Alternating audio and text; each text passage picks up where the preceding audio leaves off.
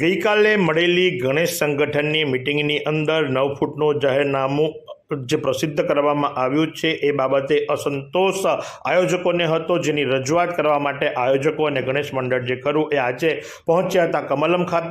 ખાતે પહોંચી જિલ્લા ભાજપ પ્રમુખ ભૂરાભાઈ શાહ, પ્રદેશ મંત્રી શીતલબેન સોની અને નવસારીના ધારાસભ્ય રાકેશભાઈ દેસાઈને ગણેશ સંગઠનના હોદ્દેદારો સહિત ગણપતિ બાપ્પાની પ્રતિમા સ્થાપન કરનાર મંડળોના પ્રમુખો મંત્રીઓ પહોંચ્યા હતા, પોતાની રજૂઆતો કરી હતી અને એ બાબતે એમની પાસેથી સલાહ સૂચનો માંગ્યા હતા અને મદદ માંગવામાં આવી હતી કે 9 ફૂટની મૂર્તિ તો નહીં ચાલે, કંઈક આમાં છૂટછાટ આપવામાં આવે અને શા માટે માત્ર અને માત્ર નવસારીની અંદર જ આ જાહેરનામાનું અમલીકરણ કરાવવા માટે આટલા કટિબદ્ધ બનવામાં આવ્યા છે, આજુબાજુના શહેરોની અંદર નહીં અને નવસારીમાં શા માટે સ્પષ્ટપણે જાણવામાં આવ્યું હતું કે ભાઈ 9 ફૂટ તો નહીં, એનામાં થોડો વધારો કરી આપવામાં આવે તો વધારે સારું. આ રીતે એક મિટિંગનું આયોજન આજે કમલમ ખાતે કરવામાં આવ્યું હતું અને